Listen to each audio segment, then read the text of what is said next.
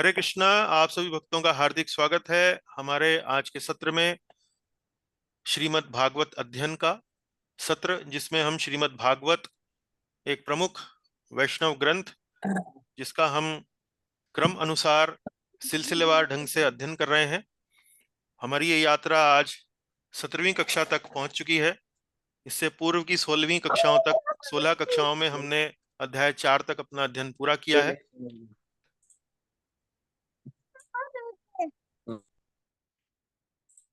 तो आज हम आरंभ करने वाले हैं नया अध्याय, 5वां अध्याय, और पूरा पूरा प्रयास करेंगे कि पहले श्लोक से लेकर 14वें श्लोक तक सभी श्लोकों का अध्ययन हम पूरा करें आज। इस अध्याय का विषय है, शीर्षक है नारद जी द्वारा व्यास देव जी को श्रीमद् भागवत के विषय में आदेश। हमने पिछले सत्र में देखा था कि कैसे व्यासदेव जी जो हैं वो इतने सारे कल्याणकारी कार्य करने के बाद भी, इतने सारे महत्वपूर्ण ग्रंथों का रचना करने के बाद भी, उनके मन में एक अवसाद की भावना थी, एक विषाद की भावना थी, और वे खुद भी आत्मावलोकन करने बैठते हैं कि ऐसा क्यों हो रहा है। और ऐसे में उनके गुरुदेव नारद मुनि वहां पर पधारते हैं। तो हमने ये चर्चा करी थी कि व्यासदेव जी जो स्वयं भगवान का ही अवतार हैं, वास्तव में उनके मन में इस प्रकार का विषाद, इस प्रकार का असंतोष संभव नहीं है। किंतु भगवान की लीलाएं ऐसी हैं कि वे अपने भक्तों के माध्यम से, अपने पार्षदों के माध्यम से, जब कोई महत्वपूर्ण घटना को करना चाहते हैं तो वो इस प्रकार के कुछ कार्यक्रम आयोजित करते हैं। तो यहाँ पर श्रील व्यास देव जी का जो अवसाद है वो भी इसी प्रकार से प्रतीत होता है। आज हम 5वें अध्याय में देखेंगे कि क्या चर्चा होती है नारद जी के बीच में और व्यासदेव जी के बीच में। बड़ी महत्वपूर्ण चर्चा है, क्योंकि इस चर्चा से हमें पता लगता है कि श्रीमद् भागवत कितना महत्वपूर्ण ग्रंथ है। तो चलिए चलते हैं, मंगलाचरण से आरंभ करेंगे। ओम अज्ञानतिमिरान्धस्य ज्ञानञ्जनशलाकया चक्षुरुन्मीलितं येन तस्मै श्रीगुरवे नमः। श्रीचैतन्यमनोभीष्टं स्थापितं येन भूतले स्वयं रूपः कदा मह्यं ददाति स्वपदान्तिकम्। वन्देऽहं श्रीगुरोः श्रीयुतपदकमलं श्रीगुरून् वैष्णवांश्च श्रीरूपं साग्रजातं सहगण रघुनाथान्वितं तं सजीवं साद्वैतं सावधूतं परिजनसहितं कृष्णचैतन्यदेवं श्रीराधाकृष्णपादान् सहगण ललिता श्रीविशाखान्वितांश्च। हे कृष्ण करुणा सिंधो दीनबंधो जगत्पते गोपेश गोपिकाकांत राधा कांत नमोस्तुते। तप्त कांचन गौरांगी राधे वृंदावनेश्वरी वृषभानुसुते देवी प्रणमामि हरिप्रिये। वाञ्छाकल्पतरुभ्यश्च कृपा सिन्धुभ्य एव च पतितानां पावनेभ्यो वैष्णवेभ्यो नमो नमः। जय श्री कृष्ण चैतन्य प्रभु नित्यानंद श्री अद्वैत गदाधर श्रीवासादि गौर भक्त वृंदा। हरे कृष्ण कृष्ण कृष्ण हरे हरे, हरे राम राम राम हरे हरे। ओम नमो भगवते वासुदेवाय। ओम नमो भगवते वासुदेवाय। ओम नमो भगवते वासुदेवाय। नारायणं नमस्कृत्य नरं चैव नरोत्तमं देवीं सरस्वतीं व्यासं ततो जयमुदीरयेत्। नष्टप्रायेष्वभद्रेषु नित्यं भागवत सेवया भगवत्योत्तमश्लोके भक्तिर्भवति नैष्ठिकी। कृष्णाय वासुदेवाय देवकी नंदनाय च नंदगोपकुमाराय गोविंदाय नमो नमः। एक बार फिर आप सभी भक्तों का हार्दिक स्वागत। आरंभ करेंगे पिछली कक्षा के पुनः स्मरण से, पुनरावलोकन से। तो कक्षा 16 में हमने चर्चा करी थी अध्याय 4 के 19वें श्लोक से आरंभ करते हुए हमने पूरा अध्याय 4 समाप्त किया था। और अध्याय 4 का जो 19वां श्लोक है उसमें किस बात की चर्चा हो रही है? चर्चा इस बात की है कि व्यास देव जी कलयुग के लोगों के भविष्य के लिए बड़ा चिंतित हैं। कलयुग में कैसे लोग आध्यात्मिक प्रगति कर पाएंगे, आध्यात्मिक ज्ञान को समझ पाएंगे, उसको लेकर बड़ा चिंतित हैं। और उस चिंता का निवारण करने के लिए वो एक समाधि में बैठते हैं और उसमें देखते हैं कि कलयुग के लोग बड़ा कष्ट में हैं और वास्तव में उनके लिए क्या किया जाए। तो उनके विचार में सबसे पहले वो सोचते हैं कि कलयुग के लोगों में बुद्धि कम होगी, दुर्भाग्यपूर्ण उनका जीवन होगा। तो ऐसे में उनका जीवन थोड़ा सा सरल बनाने के लिए उन्होंने सोचा कि क्यों ना वेदों को 4 भागों में विभाजित कर दिया जाए, ताकि वे यज्ञ कर सकें। यज्ञों को करने के साथ साथ वे अपने जीवन को शुद्ध बना सकें। तो इस भावना से उन्होंने वेदों को 4 भागों में विभाजित किया। उसके साथ साथ उन्होंने इतिहास को और पुराणों की भी रचना करी। तो ये हमने आरंभ में देखा कि व्यास देव जी क्या कर रहे हैं। उन्होंने उसके बाद वैदिक ज्ञान के प्रचार प्रसार के लिए अलग अलग आचार्यों की नियुक्ति की। उन आचार्यों ने अपने अपने शिष्य, उन शिष्यों के शिष्यों के माध्यम से वैदिक ज्ञान का प्रचार किया। वैदिक ज्ञान का प्रचार अनेक अनेक शाखाओं में बंट गया। उसके बाद फिर हम देखते हैं कि व्यासदेव जी जो हैं वो जो अक्षम जन है, अर्थात जिन लोगों को वेदों को पढ़ने की अनुमति नहीं थी, जो वेदों का ज्ञान प्राप्त करने के लिए अधिकारी नहीं थे, ऐसे लोगों ने उन पर ऐसे लोगों के लिए उन पर कृपा करने के लिए वेद व्यास जी ने महाभारत नामक ग्रंथ की रचना की। तो महाभारत नामक ग्रंथ में वास्तव में वेदों का सार है। वेदों में जो भी बात सार रूप में समझने के योग्य है वो महाभारत में उपलब्ध है। लेकिन महाभारत में ये जो संदेश है वो रोचक कथाओं के माध्यम से उपलब्ध कराया गया है। तो व्यास जी ने महाभारत ग्रंथ की रचना ऐसे लोगों के लिए करी जो वेदों को पढ़ने के लिए योग्य नहीं माने जाते थे। उसके बाद फिर इतना सब कार्य करने के बाद भी व्यास देव जी को बड़े भारी असंतोष की अनुभूति हुई। इतना सब कल्याणकारी कार्य किया, इतने बड़े बड़े ग्रंथ लिखे, वेदांत सूत्र, वेद, पुराण, इसके अलावा महाभारत, लेकिन उतना सब करने के बाद भी उन्हें असंतोष हुआ। उन्होंने एकांत में बैठकर आत्मावलोकन किया। उन्होंने अपने अंदर मंथन किया कि मुझे कहाँ मुझसे भूल हुई, कहाँ मुझसे कुछ कमी रह गई। और उन्होंने इस बात पर विचार करना आरंभ किया कि संभवतः ऐसा इसलिए है कि ये भगवान का पर्याप्त गुणगान ना करने के कारण संभव है कि ऐसा हुआ हो।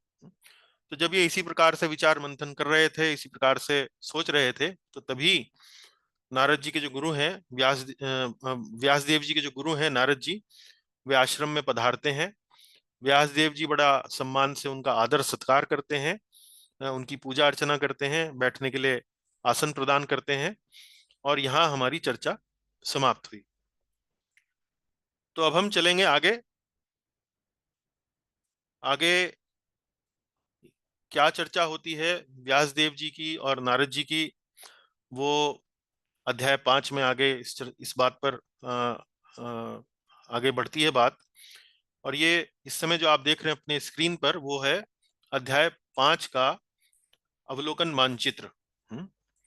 इसमें देखिए कुल मिलाकर 40 श्लोक हैं। और पहला जो विषय है उसमें नारद जी व्यास देव जी के निराशा के बारे में चर्चा करते हैं। नारद जी वास्तव में आते ही समझ जाते हैं कि व्यास देव जी के मन में क्या चल रहा है, लेकिन फिर भी चर्चा के माध्यम से उस विषय को व्यास देव जी के मन से बाहर निकालते हैं और आगे चलते हैं। और फिर नारद जी व्यास देव जी को उनकी निराशा का कारण बताते हैं। और कारण वास्तव में ये है कि उन्होंने भगवान श्री कृष्ण की महिमा का पर्याप्त गुणगान नहीं किया है। उन्होंने गुणगान तो किया है लेकिन पर्याप्त रूप से नहीं किया है। तो ये सब चर्चा चलती है। और बड़ा रोचक ढंग से चर्चा आगे बढ़ती है। बड़ा सुंदर श्लोकों का आप देखेंगे कि इसमें जानकारी छुपी है, 14 श्लोकों को जो आज हम पढ़ने वाले हैं। तो शुरू करते हैं। देखिए पहले श्लोक से, और आमंत्रित करेंगे निधि माता जी को कि हमारी सहायता करें श्लोकों के पाठ में। तो अब हम पढ़ने वाले हैं कि नारद जी जब व्यासदेव जी से भेंट करते हैं तो उनकी निराशा के बारे में कैसे उनसे पूछताछ करते हैं। तो आज का ये जो पहला श्लोक है उसमें एक विशेष बात छिपी है, जिसमें नारद जी की मुस्कुराहट, वो मुस्कुराहट क्या है वो देखेंगे। तो सूत उवाच सूत उवाच। अथ तं सुखमासीन अथ तं सुखमासीन उपासीनं बृहच्छ्रवाः उपासीनं बृहच्छ्रवाः देवर्षिः प्राह विपर्षिम् देवर्षि प्राह विपृशम् वीणापाणिः स्मयन्निवाह। वीणापाणिः स्मयनिवः। जी पढ़िए माता जी, पूरा पढ़ डालिए ये नीचे जो लिखा है। सूत गोस्वामी ने कहा, उसके पश्चात सुख पूर्वक बैठे हुए वीणा पाणी परम यशस्वी देवर्षि नारद ने मानो मुस्काते हुए पास बैठे व्यासदेव से कहा। हम्म अथ तम, अथ तम अर्थात उसके बाद, सुखम आसीन, सुखम आसीन अर्थात सुख पूर्वक बैठे हुए, कोई जल्दी नहीं थी, बड़ा आराम से व्यासदेव जी वहाँ, नारद जी जो है वहाँ आसन लेकर बैठे थे। उपासीनम, उपासीनम का अर्थ क्या हुआ? पास बैठे हुए। बृहच्छ्रवाह, बृहच्छ्रवाह, बृहच्छ्रवाह अर्थात बृहत, बृहत माने बहुत, और श्रवाह अर्थात यशस्वी, यशस्वी यानी कि अत्यंत सम्मानित। तो अत्यंत सम्मानित देवर्षि ही प्राह विप्रशिम। देवर्षि किसके लिए शब्द आया है? देवर्षि शब्द आया है देवर्षि नारद के लिए। देवर्षि शब्द का अर्थ है देवताओं के ऋषि। तो देवताओं में जिनको ऋषि का स्थान प्राप्त है उनको देवर्षि, और नारद जी जो हैं वो देवताओं के ऋषि हैं, देवताओं के महर्षि। प्राह, प्राह मतलब उन्होंने कहा। विप्रशिम, विप्र, विप्रर्षिम, विप्रर्षिम, विप्र और ऋषिम शब्दों को मिलकर ये दोनों शब्द बने हैं विप्रों के ऋषि। विप्र बोलते हैं ब्राह्मण को, और ऋषि जो है वो ऋषि। तो ये किसके लिए शब्द आया है? ये शब्द आया है व्यास देव जी के लिए। तो व्यास देव जी के लिए शब्द आया है ब्राह्मणों के ऋषि। नारद जी के लिए शब्द आया है देवर्षि, व्यास देव जी के लिए शब्द आया ब्राह्मणों के ऋषि, तो ब्रह्म ऋषि। तो देवर्षि ने ब्रह्म ऋषि से कहा। हम्म, और देवर्षि का वर्णन क्या किया गया है यहाँ पर? वीणा पाणी ही, वीणा पाणी ही। वीणा, तो व्यास नारद जी के हाथ में एक वीणा रहती है जिसको वो सदैव अपने पास रखते हैं। तो नारद जी जो हैं इस वीणा पर मधुर मधुर भजनों का गायन करते हैं। और चूंकि वे भगवान के अनन्य भक्त हैं, और उन्हें इस बात की सुध है, इस बात का ज्ञान है कि भगवान जो है वास्तव में संगीत बड़ा पसंद करते हैं, संगीत का बड़ा उनको रुचि है। वो स्वयं भी बांसुरी बजाते हैं, नृत्य भी करते हैं। तो संगीत को लेकर भगवान श्री कृष्ण जो हैं बड़े उत्साहित रहते हैं, बड़ा उनको आनंद आता है। तो ऐसे में यदि कोई भक्त जो है वो भगवान का भक्ति जो है वो संगीत के माध्यम से करता है, भजन कीर्तन के माध्यम से करता है, तो भगवान तुरंत ऐसे भजन, ऐसे कीर्तन के प्रति आकर्षित होते हैं। तो नारद जी भी जो है वो वीणा के वादन में बिल्कुल प्रवीण है। वीणा पाणी ही, पाणी बोलते हैं हाथ को, हाथ में वीणा लिए। तो वीणा पाणी परम यशस्वी देवर्षि नारद ने मानो मुस्काते हुए पास बैठे व्यास देव जी से कहा। तो यहाँ देवर्षि नारद के लिए क्या शब्द आया है? बृहच्छ्रवाह, बृहच्छ्रवा अर्थात परम यशस्वी। तो नारद जी जो है परम यशस्वी हैं। आपने कथाओं में सुना भी होगा कि वो हर लोक में विचरण कर सकते हैं। उनको एक प्रकार से भगवान की ओर से एक ऐसी सुविधा उपलब्ध है कि वो जिस भी लोक में चाहें वो जा सकते हैं। तो पौराणिक कथाओं में आपने देखा होगा कि कभी वो कंस के दरबार में पहुंच जाते हैं, कभी वो किसी अन्य असुर के दरबार में पहुंच जाते हैं, जैसे रावण के दरबार में पहुंच जाते हैं, कभी प्रहलाद महाराज के पास पहुंच जाते हैं। तो ये भगवान के एक प्रकार से इस प्रकार के भक्त हैं जो कहीं भी आ जा सकते हैं, इनको कहीं भी आने जाने की सुविधा उपलब्ध है। तो ऐसे वीणा पाणी परम यशस्वी देवर्षि नारद जी ने मुस्काते हुए, मानो मुस्काते हुए, स्मयन इव, तो स्मयन जो शब्द है वो इस प्रकार का है कि मंद मंद मुस्कुराहट, अल्प मुस्कुराहट। जैसे कई बार होठों पर ठहाका लगाकर हंसना, वो तो बड़ा जोर से हंसना होता है, लेकिन एक हल्का सा एक मुस्कुराहट जो है उनकर उनके अधरों पर यहाँ पर इस समय उपस्थित थी। तो मुस्कुराहट का कारण क्या है, चलिए देखते हैं, पढ़ते हैं तात्पर्य के कुछ प्रमुख बिंदु। पढ़िए माता जी। 5वें अध्याय में नारद जी व्यास देव को कर्म तथा ज्ञान मार्ग की निरर्थकता के बारे में बताते हैं।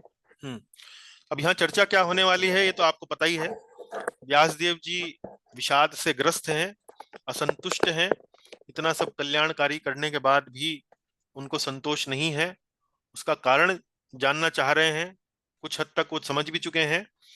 तो पर उनके जो गुरु हैं नारद मुनि, अब वो उस कारण को वास्तव में स्पष्ट करेंगे, गहराई से उनको समझाएंगे। तो नारद जी इस अध्याय में व्यास देव जी को कई बातों की जानकारी देते हैं, कई बातों को समझाते हैं।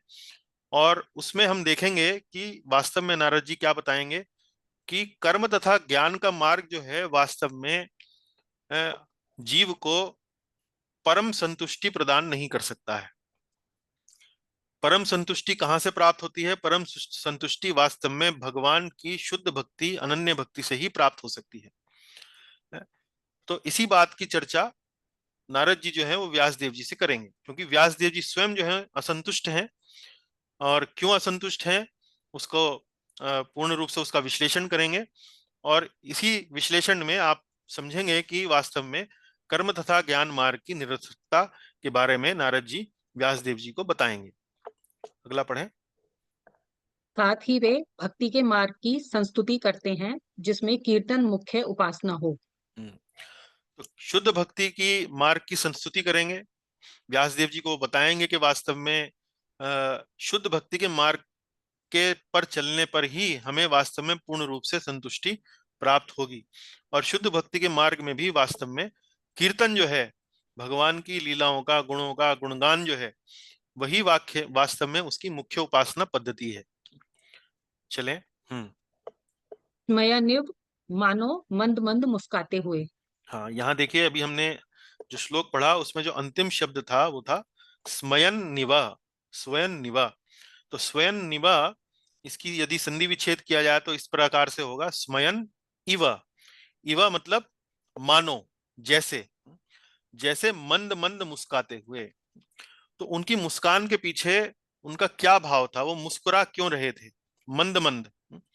वो इसलिए मुस्कुरा रहे थे क्योंकि नारद जी जो थे वो वास्तव में व्यास देव जी के जो हृदय में चल रहा था उसको उनसे जानकारी किए बिना, उनसे कोई विचार किए बिना ही पहले ही समझ चुके थे।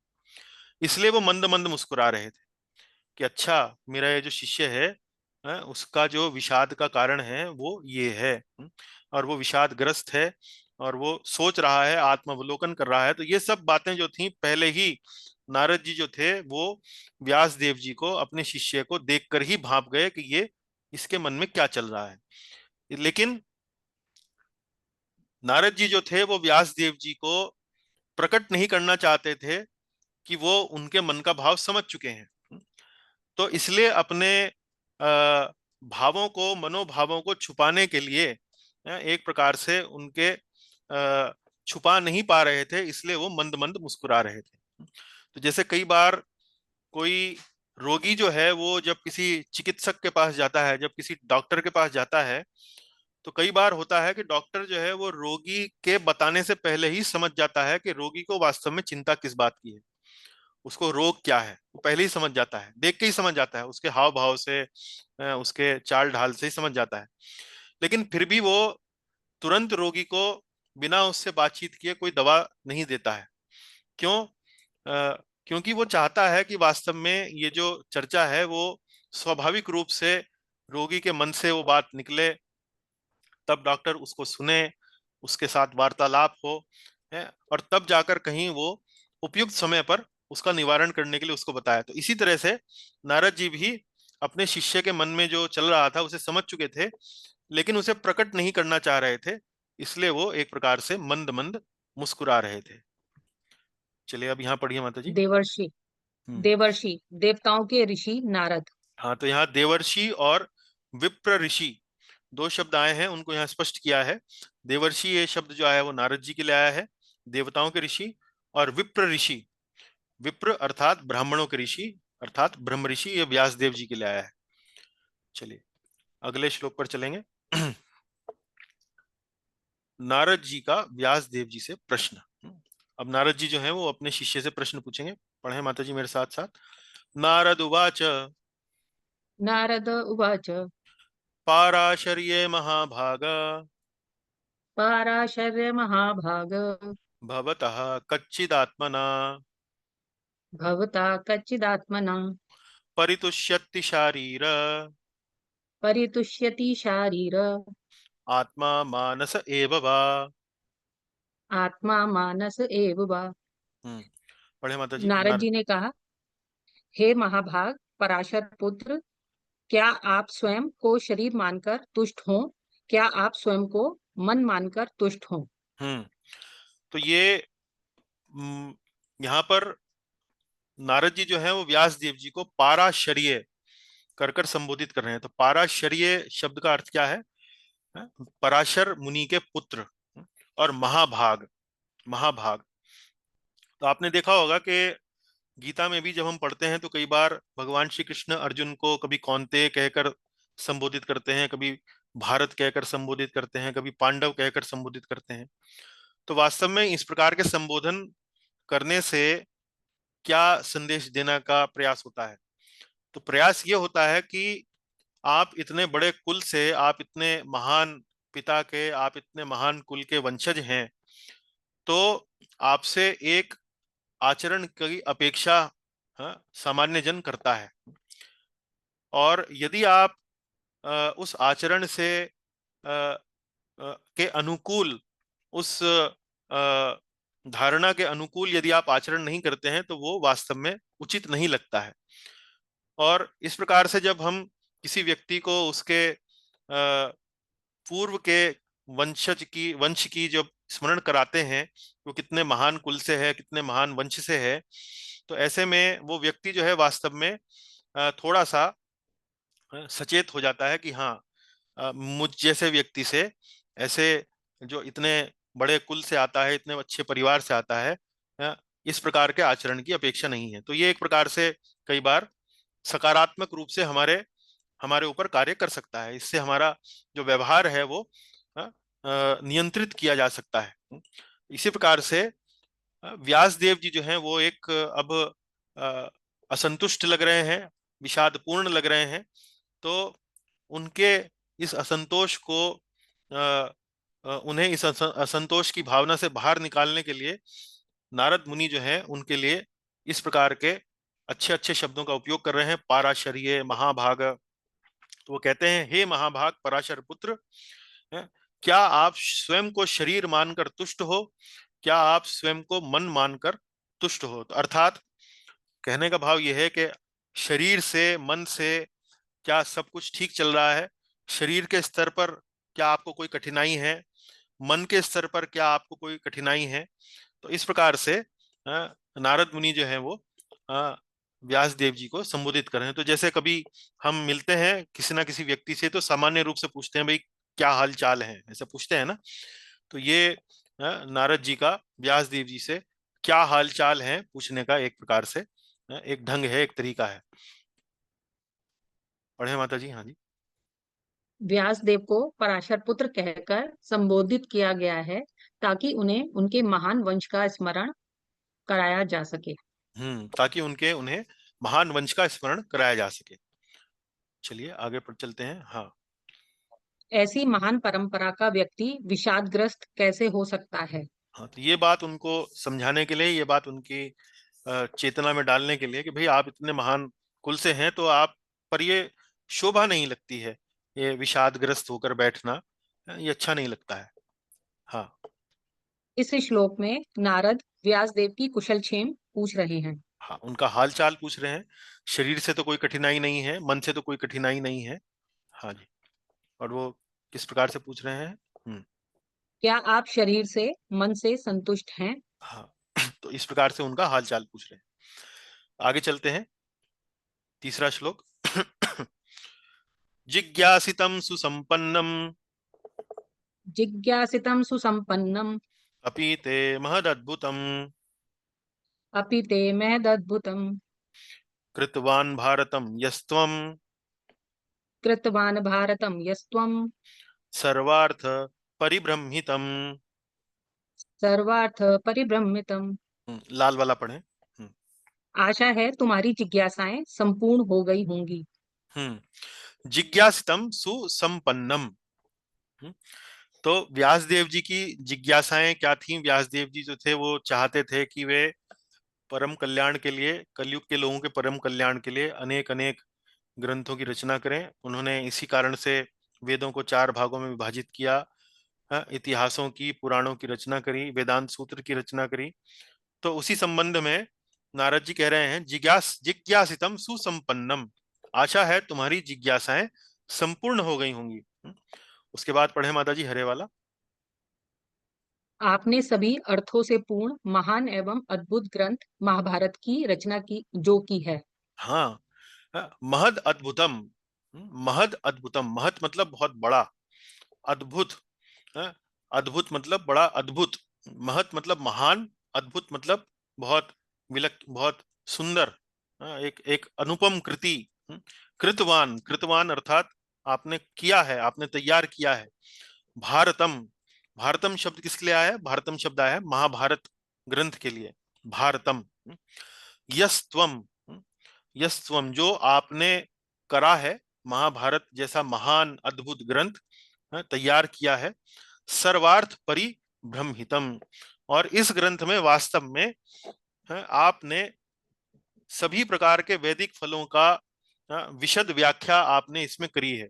सभी प्रकार के जो वैदिक फल हैं, पुरुषार्थ हैं, धर्म अर्थ काम मोक्ष, हर प्रकार का जो धर्म से संबंधित जो भी ज्ञान है, आपने इस महान ग्रंथ में, जिसका नाम महाभारत है, उसमें आपने इसकी विशद व्याख्या की है। विशद व्याख्या अर्थात बड़ा खोलकर आपने उस बातों को, उन सब बातों को समझाया है।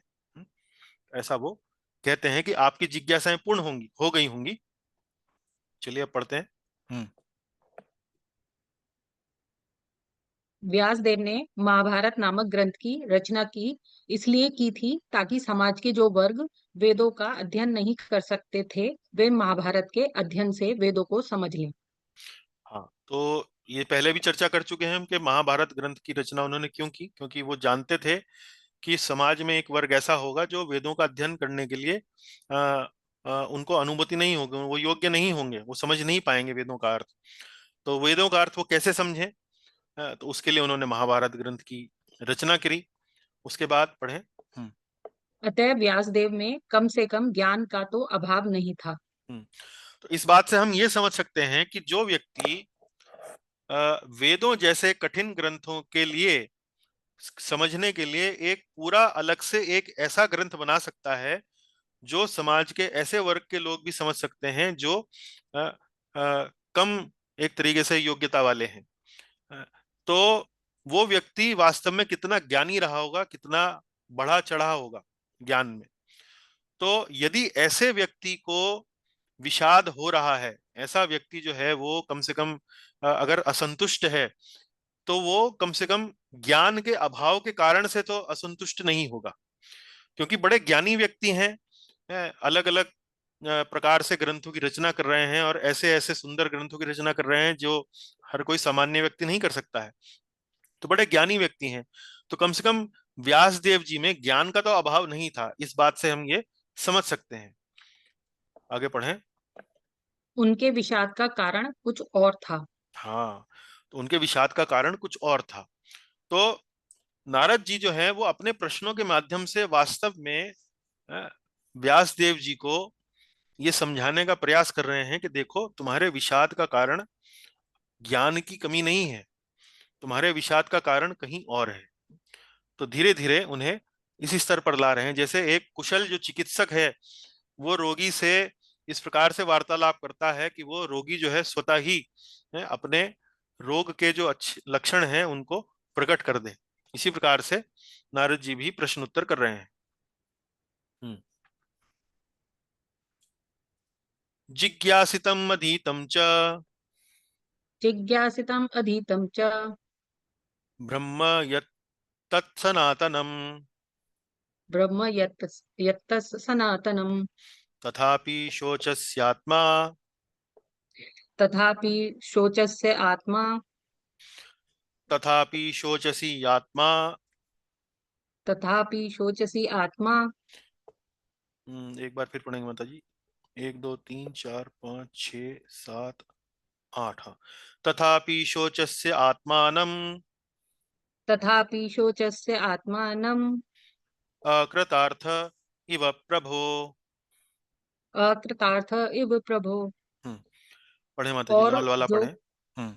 और जो सनातन ब्रह्म है, तुमने उसके बारे में भली भांति विचार किया है और आत्मसात किया है। हम्म। जिज्ञासितम अधीतम च। जिज्ञासितम अधीतम च ब्रह्म यत् तत् सनातनम। तो पिछले श्लोक में उन्होंने महाभारत नामक ग्रंथ की रचना की बात शुरू करी, और अब इस श्लोक में वो क्या कह रहे हैं? जिज्ञासितम अधीतम च ब्रह्म यत् तत् सनातनम। और महाभारत जैसे ग्रंथ की रचना के अतिरिक्त आपने जो सनातन ब्रह्म है उसके बारे में आपने भली भांति विचार किया है और आत्मसात किया है। अधीतम च। अधीतम अधीतम अर्थात न केवल आपने ब्रह्म के बारे में अध्ययन किया है, जिज्ञासितम, बल्कि आपने वास्तव में ब्रह्म को उसकी अनुभूति भी करी है, उसको समझा भी है, उसका अनुभव भी किया है, उसका आत्म साक्षात्कार भी किया है। तो इसी बात को यहाँ लिख रहे हैं। और जो सनातन ब्रह्म है, तुमने उसके बारे में भली भांति विचार किया है और आत्मसात किया है। तो ऐसा नहीं है कि आपका ज्ञान जो है वो केवल सतही स्तर पर है। आपने ज्ञान को न केवल अ, पढ़ा है, उसका अध्ययन किया है, बल्कि उसको आत्मसात भी किया है। आत्मसात मतलब आपने उसको गहराई से, बारीकी से आपने उसको समझा भी है, आपने उसको अनुभव भी किया है। तो आपका ज्ञान जो है वो केवल सतही स्तर पर नहीं है, बल्कि आंतरिक स्तर पर भी आपके अंदर वो ज्ञान गहराई से वो उतरा है। हरे वाला पढ़ें। तो ए प्रभु, आप एक अकृतार्थ पुरुष के समान इतना शोक क्यों कर रहे हैं? हाँ। तथापि शोचस्यम, तथापि शोचसी आत्मानम अकृतार्थ इव प्रभो। तो आप शोचसी, शोचसी अर्थात शोक करना, और फिर भी आप शोक कर रहे हैं। कैसे शोक कर रहे हैं? एक अकृतार्थ व्यक्ति की तरह, एक अकृतार्थ पुरुष की भांति आप इतना शोक क्यों कर रहे हैं? अकृतार्थ व्यक्ति का अर्थ क्या होता है? अकृतार्थ व्यक्ति का अर्थ होता है, जैसे कई बार हम कोई भी कार्य करते हैं, यदि उस कार्य को हम पूर्ण समर्पण से ना करें, लापरवाही से करें, ठीक से ना करें, तो हमारे मन में एक प्रकार का असंतोष जो है वो एकत्रित हो जाता है। लेकिन यहाँ व्यास देव जी के साथ तो ऐसा कोई बात ही नहीं है। उनके गुरु स्वयं कह रहे हैं कि आपने सनातन ब्रह्म को, उसके बारे में आपने भली भांति विचार किया है और आपने उसको आत्मसात भी किया है। तो आपने अपना जो अध्ययन है, जो आपने अध्ययन के बाद जो उसका अनुभव है, उसको भली भांति आपने किया है, तो भी आप एक अकृतार्थ पुरुष के समान इतना शोक क्यों कर रहे हैं? 1 मिनट रुकिए जरा।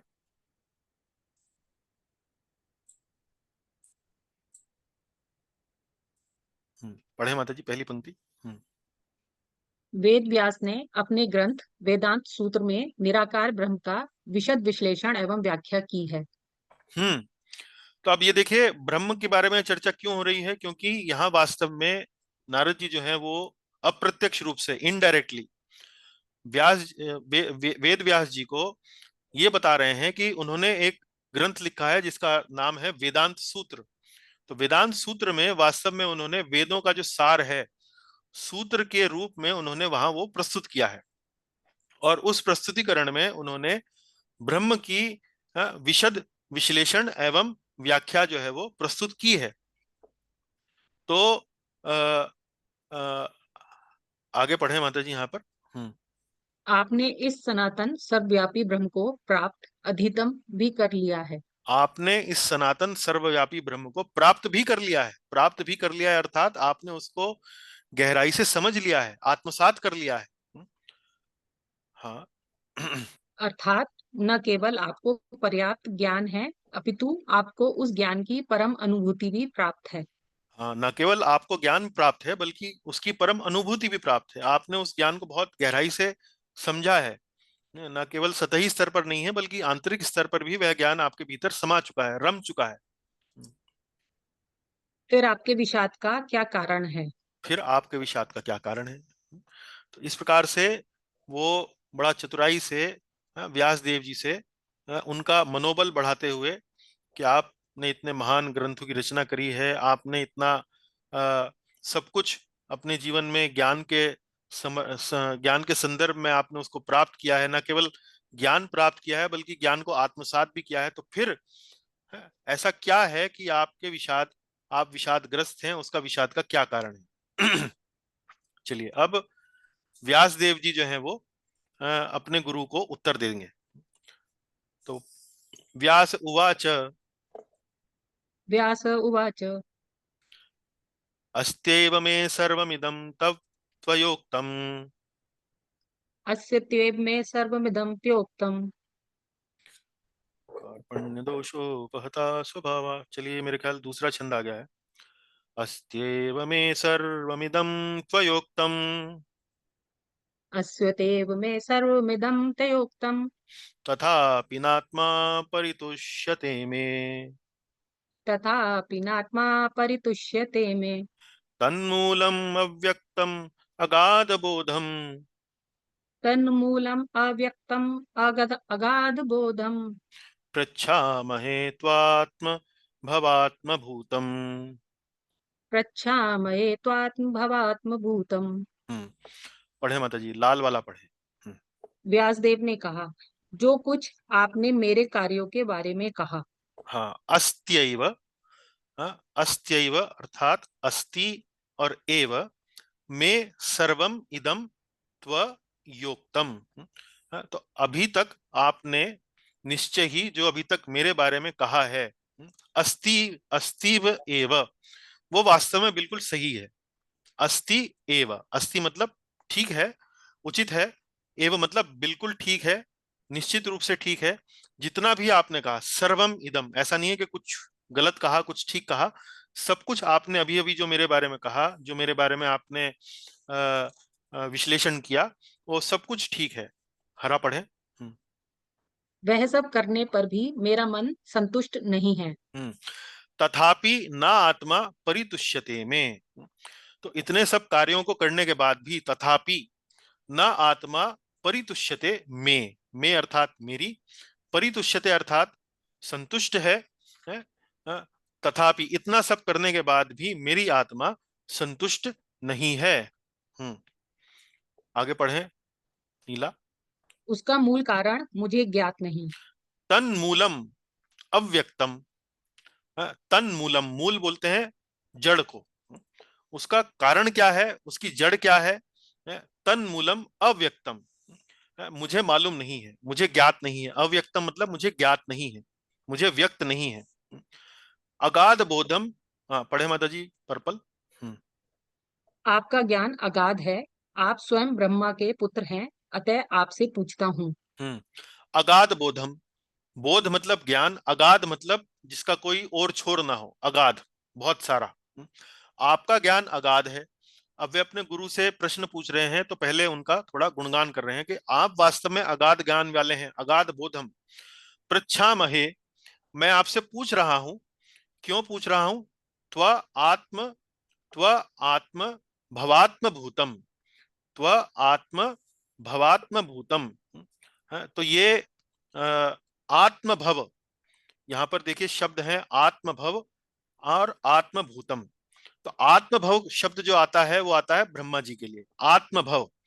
तो ब्रह्मा जी का जो जन्म हुआ वो वास्तव में एक कमल के पुष्प के ऊपर हुआ। जब भगवान के नाभि से जब कमल निकला, तो उस कमल पर भगवान ब्रह्मा का जन्म हुआ। तो ब्रह्मा जी जो हैं उनके बारे में कहा जाता है कि वे अपने आप ही उत्पन्न हुए। और जैसे माता पिता के माध्यम से सामान्यतः जन्म होता है किसी भी जीव का, किसी भी प्राणी का, लेकिन ब्रह्मा जी का जन्म जो था वो वैसे नहीं हुआ, वो स्वयं प्रकट हुए। तो इसलिए ब्रह्मा जी के लिए जो शब्द आया है वो आया है आत्मभव। और आत्मभूतम, आत्मभूतम मतलब उनकी संतान है आप।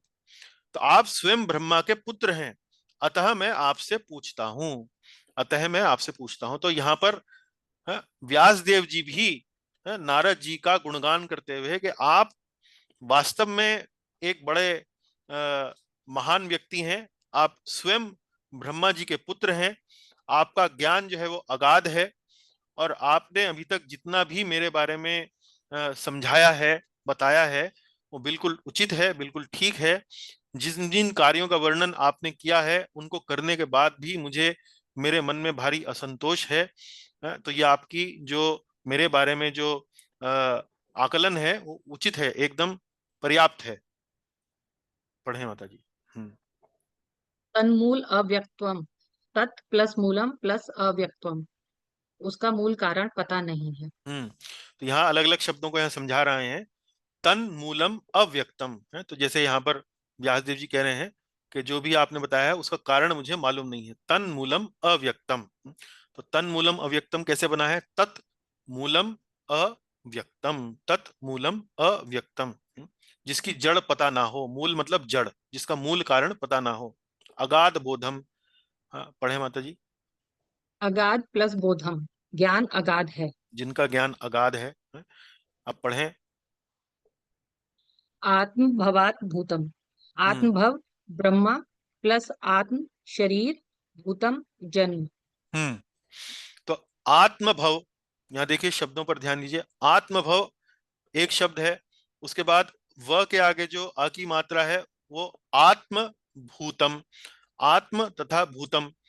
आत्म तथा भूतम, आत्म शब्द का अर्थ है शरीर, भूतम शब्द का अर्थ है जन्म लेना।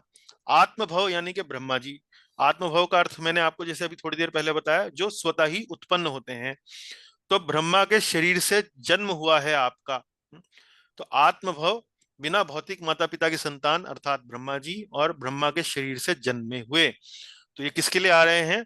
ये नारद जी के लिए ये शब्द उपयोग कर रहे हैं। तो इसका अर्थ क्या हुआ माता जी? पढ़े यहां से। ब्रह्मा जी की संतान होने के कारण आपका ज्ञान भी अपने पिता की भांति अगाध है। हम्म। आपका ज्ञान भी आपके पिता ब्रह्मा जी की भांति अगाध है। तो मैं आपसे ऐसे व्यक्ति से अपना प्रश्न पूछना चाहता हूं।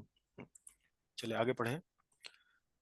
स वै भवान वेद समस्त गुह्य स वै भवान वेद समस्त गुह्य, मुपासितो यत् पुरुषः पुराणः मुपासितो यत् पुरुषः पुराणः, परावरेषु मनसैव विश्वम् परावरेशो मनसेव विश्वम्, सृजत्यवत्यत्ति गुणैरसङ्गैः। सज्रत् सृजत्यवत्यति गुरेण संगै। लाल वाला पढ़ें। नारद जी, आप सब गोपनीय रहस्यों को जानते हैं। सवई भवान वेद समस्त गुह्य। सवई इस प्रकार निश्चित रूप से, भवान, भवान शब्द आता है संस्कृत में आदर सूचक, जैसे हम आप बोलते हैं भवान। आप जो हैं वास्तव में समस्त वेदों के जो गुह्य ज्ञान है, जो गोपनीय रहस्य हैं, आप सबको जानते हैं। समस्त गुह्य वेद, वेद मतलब जानना, समस्त गोपनीय रहस्यों को आप जानते हैं। उपासितो यत पुरुषः पुराणा। पढ़े हरे वाला। क्योंकि आप उस पुराण पुरुष की उपासना करते हैं। यहाँ पिछले श्लोक में उन्होंने नारद जी के एक एक विशेषण से गुणगान किया था, आत्मभव आत्मभूतम, आप ब्रह्मा जी के पुत्र हैं। अब वे और गुणगान कर रहे हैं, वो कह रहे हैं कि आप समस्त गोपनीय रहस्यों को जानते हैं। उपासितो यत पुरुषः पुराणा, आप उस पुराण पुरुष की उपासना करते हैं। पुराण पुरुष अर्थात भगवान की। तो आप उनके भक्त हैं, आप उनकी उपासना करते हैं। और पढ़ें नीले में। जो कार्य कारण तत्वों के नियामक हैं और असंग रहते हुए अपने मानसिक संकल्प मात्र से गुणों के द्वारा जगत की सृष्टि पालन में संहार करते हैं। हम्म। परावरेशो, परावर और ईश। परावर ईश, परावरेशो। परावरेशो का शब्द का अर्थ क्या बताया है कि भौतिक तथा आध्यात्मिक जगत के नियंता हैं। या एक अर्थ जो और बताया गया है वो कार्य कारण तत्वों के नियामक हैं। कार्य कारण तत्व मतलब एक तत्व आता है उससे दूसरा तत्व आता है तो इसको कार्य कारण बोलते हैं। मतलब कॉज एंड इफेक्ट। एक वस्तु से दूसरी वस्तु, दूसरी वस्तु से तीसरी वस्तु, ये कॉज एंड इफेक्ट। मतलब एक शब्द, एक वस्तु जो है दूसरे वस्तु का कारण है, दूसरी वस्तु तीसरी वस्तु का कारण है। लेकिन भगवान जो है वो सर्व कारण कारणम है। सब सर्व कारण कारणम है। तो भगवान का कोई कारण नहीं है, लेकिन भगवान सब वस्तुओं के कारण है। तो इसलिए यहाँ परावर एशो, जो कार्य कारण तत्वों के नियामक हैं। मनसैव विश्वम, मनस ऐव विश्वम सृजत्यवत्यत्ति, सृजत्यवत्यत्ति अर्थात आप मन से ही विश्व का, जगत का सृजन करते हैं और उसका संहार करते हैं। उसका पालन करते हैं, सृष्टि करते हैं, पालन करते हैं और संहार करते हैं मन से ही। मानसिक संकल्प मात्र से ही। मनस एव विश्वम सृजत्यवत्यत्ति गुणैर। गुणैर अर्थात ये है तृतीया विभक्ति संस्कृत में। गुणैर मतलब गुणों के द्वारा। आप गुणों के द्वारा जगत की सृष्टि, पालन व संहार करते हैं, और वो भी मनस ऐव। मनस ऐव अर्थात मानसिक संकल्प मात्र से। मानसिक संकल्प मात्र क्या हुआ? मन से केवल भगवान सोचते हैं कि ये सृष्टि हो जाए, यहाँ संहार हो जाए, तो उससे ही सृष्टि होती है, संहार हो जाता है। और गुणैर, गुणैर मतलब ऐसा करने के लिए वो तीन गुणों की सहायता से ये जगत की सृष्टि करते हैं और संहार करते हैं। असंगई ही, असंगई अर्थात, अर्थात भगवान इतना सब करने के बाद भी है इसमें लिप्त नहीं होते हैं, इससे दूरी बनाकर रखते हैं। इससे निकट नहीं आते हैं। चलिए आगे पढ़ेंगे तात्पर्य में। हाँ, आपने मुझे पराशर पुत्र कहा, चार वेदों का ज्ञाता, ब्रह्म साक्षात्कारी कहा। तो आपने देखा कैसे नारद जी जो थे वो व्यास देव जी को संबोधित कर रहे थे। आपने मुझे, उनको पराशर्य बोलते हैं, चार वेदों का ज्ञाता बोलते हैं, और कहते हैं कि ब्रह्म का साक्षात्कार आप कर चुके हैं, आत्मसात कर चुके हैं। तो इस प्रकार से आपने मुझे कई कई विशेषणों से आपने मेरा सम्मान बढ़ाया। उसके बाद किंतु आप तो ब्रह्मा जी के पुत्र हैं, सर्वज्ञ हैं, आदि पुरुष भगवान के उपासक हैं। हाँ, अब व्यास देव जी जो है कहते हैं कि आपके अंदर भी तो गुण हैं, आप तो ब्रह्मा जी के पुत्र हैं। मैं तो एक ऋषि का पुत्र हूं, लेकिन आप स्वयं भगवान ब्रह्मा के पुत्र हैं, सर्वज्ञ हैं, सब कुछ जानते हैं। हाँ, सब गोपनीय बातों का आपको ज्ञान है, और पुराण पुरुष के आप उपासक हैं, आदि पुरुष भगवान के आप उपासक हैं। तो कोई छोटी मोटी योग्यताएं नहीं है। हाँ। आप हर दृष्टि से मुझसे श्रेष्ठ हैं। हाँ, तो देखिए शिष्य को हर समय अपने गुरुदेव के सामने विनम्रता से प्रस्तुत होना चाहिए। तो वही विनम्रता यहाँ पर व्यास देव जी बता रहे हैं कि आप हर दृष्टि से वास्तव में मुझसे श्रेष्ठ हैं। हाँ। परावरेश, समस्त कार्य कारण के नियामक। हाँ, परावरेश यहाँ पर भगवान के लिए आया है, जैसे मैंने आपको बताया, सर्व कारण कारणम। तो इस तरह से व्यास देव जी और नारद जी के मध्य जो है वो संवाद आगे बढ़ रहा है। अब वो इतना सब होने के बाद काम की बात पर आते हैं। क्या पूछते हैं? आप अब मेरी कमी बताएं कि मैं असंतुष्ट क्यों हूं। त्वं पर्यटन त्वं पर्यटन अर्क इव त्रिलोकी त्वं पर्यटन अर्क इव त्रिलोकी। मंतश्चरो वायुरिवात्म साक्षी मंतश्चरो वायुरिवात्म साक्षी। परावरे ब्रह्मणि धर्मतो व्रतैः परावरे ब्रह्मणि धर्मतो व्रते। स्नातस्य मे न्यूनमलं विचक्ष्व। स्नातनस्य मे न्यूनमलं विचक्ष्व। हाँ, लाल पढ़े। आप सूर्य की भांति तीनों लोकों में भ्रमण करते हैं। त्वम पर्यटन अर्क इव त्रिलोकी। पर्यटन शब्द का तो आप समझते ही हैं अर्थ। पर्यटन मतलब देशाटन करना, घूमना फिरना। अर्क, अर्क बोलते हैं सूर्य को। इव त्रिलोकी, तीनों लोकों में, ब्रह्मलोक से लेकर नीचे पाताल लोक तक, तीनों लोकों में आप पर्यटक की भांति। और वो पर्यटन कैसा है, पर्यटक कैसा है, सूर्य के समान। सूर्य जो है वो हर जगह पहुंचता है, तो आप जो है सूर्य की भांति तीनों लोक में भ्रमण करते हैं। हरा पढ़े। प्राण वायु के समान सबके भीतर रहकर अंतःकरणों के साक्षी भी हैं। हम्म। त्रिलोकीम अंतश्चरो वायुर इवात्म साक्षी। और सूर्य जो है वास्तव में बाहर की जानकारी उसको रहती है, जैसे बाहर वो प्रकाश फैलाता है। शरीर के भीतर जो है सूर्य का प्रकाश नहीं पहुंचता है। शरीर के भीतर प्राण वायु रहती है, और ये प्राण वायु जो है वो शरीर में हर जगह उपस्थित रहती है। प्राण वायु के समान सबके भीतर रहकर अंतःकरणों के साक्षी भी हैं। अंतश्चरो, अंतःकरण मतलब आपके किसी के मन में क्या चल रहा है, किसी के हृदय में क्या चल रहा है।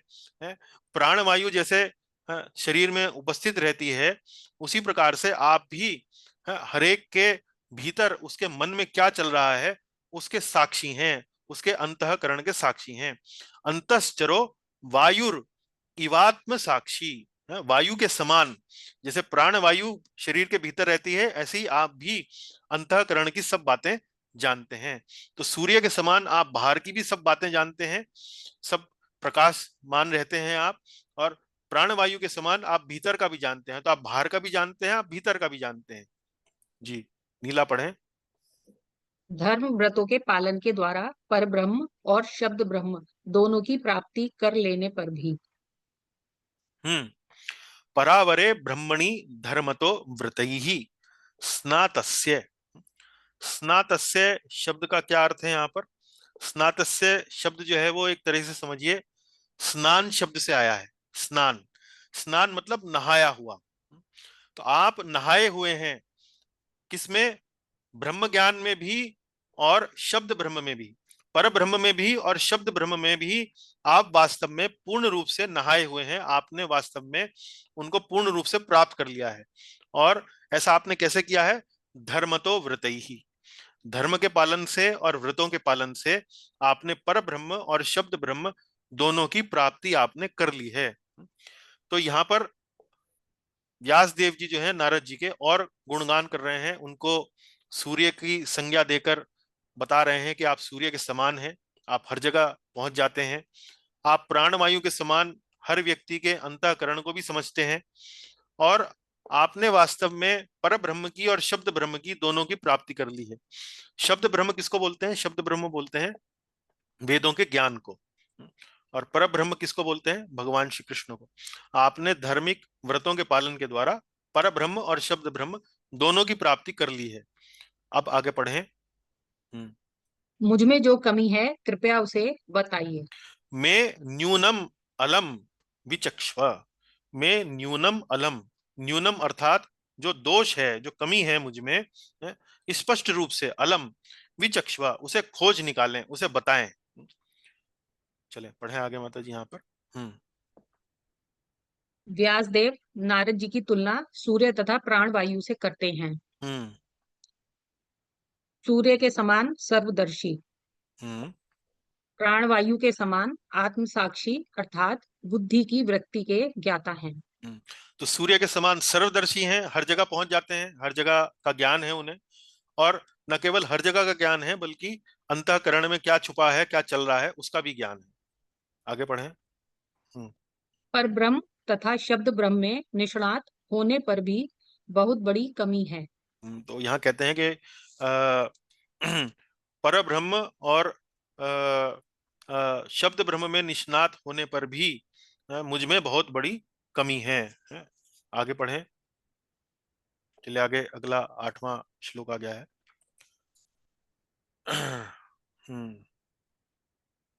अतः आपसे प्रार्थना है कि नियमों तथा व्रतों का पालन करते हुए दिव्यता में लीन रहने पर भी मुझ में जो कमी है उसे खोज निकालें। हाँ, तो ये जो यहाँ पर आपने पढ़ा है, यहाँ पर परावरे ब्रह्मणि धर्मतो व्रत ही स्नातस्य।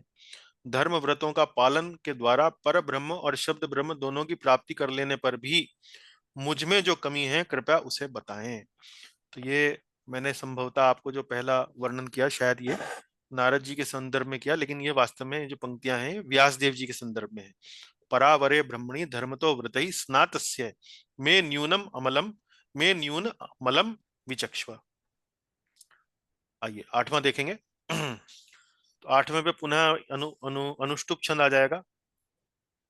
भवनादु भव भवतानुदित प्रायम भवतानुदितप्रायम् यशो भगवतो मलम यशो भगवतो मलम् येनैवासो न तुष्येत ये वासौ न तुष्येत मन्ये तद्दर्शनमखिलम्। मन्ये तत् दर्शनमखिलम्। पढ़ें। नारद जी ने कहा, आपने श्री भगवान के निर्मल यश का वर्णन प्राय नहीं किया है।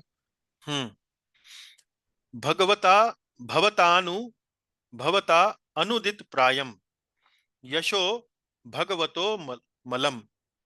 भवता अनुदित प्रायम, भवता शब्द किसके लिए आया है? ये नारद जी अब जब व्यास देव जी को उनके दो दोष बताते हैं। अब व्यास देव जी ने अपने प्रश्न पूछ लिए कि मेरे अंदर जो कमी है उन्हें बताएं। अब नारद जी जो है वो बोलना आरंभ कर रहे हैं। नारद जी कहते हैं भवता, भवता अर्थात आप में, आप में अनुदित प्रायम, भवता अनुदित प्रायम, आपके द्वारा अनुदित प्रायम अर्थात पर्याप्त रूप से, प्रायः अप्रशंसित, पर्याप्त रूप से गुणगान नहीं हुआ है। और किसका गुणगान नहीं हुआ है? भगवतो मलम, यशो भगवतो मलम। आपने भवता श्री भगवान के निर्मल यश का वर्णन, यशो भगवतो मलम, वर्णन प्रायः नहीं किया है। अनुदित प्रायम, अनुदित प्रायम, अनुदित प्रायम अर्थात पर्याप्त रूप से नहीं किया है। आपने कहीं कर दिया है, कहीं छोड़ दिया है, कहीं कर दिया है, कहीं छोड़ दिया है, प्रायः वर्णन नहीं किया है। तो ये इस तरह से उनको समझा रहे हैं, बता रहे हैं कि आपके क्या दोष हैं। उसके बाद पढ़े माता जी हरे में। जिसके द्वारा भगवान तुष्ट नहीं होते, ऐसे दर्शन को मैं अपूर्ण मानता हूँ। ये येन एव असौ न तुष्येत। येन मतलब जिसके द्वारा, तुष्येत तुष्ट नहीं होते हैं। असौ, असौ मतलब भगवान के लिए आया है। जो जब भगवान जिस भी वस्तु के द्वारा तुष्ट नहीं होते हैं, मन्ये तद दर्शनम खिलम, ऐसे दर्शन को, ऐसे शास्त्र को वास्तव में मैं खिलम, खिलम अर्थात मतलब अपूर्ण मानता हूं, पूरा नहीं मानता हूं।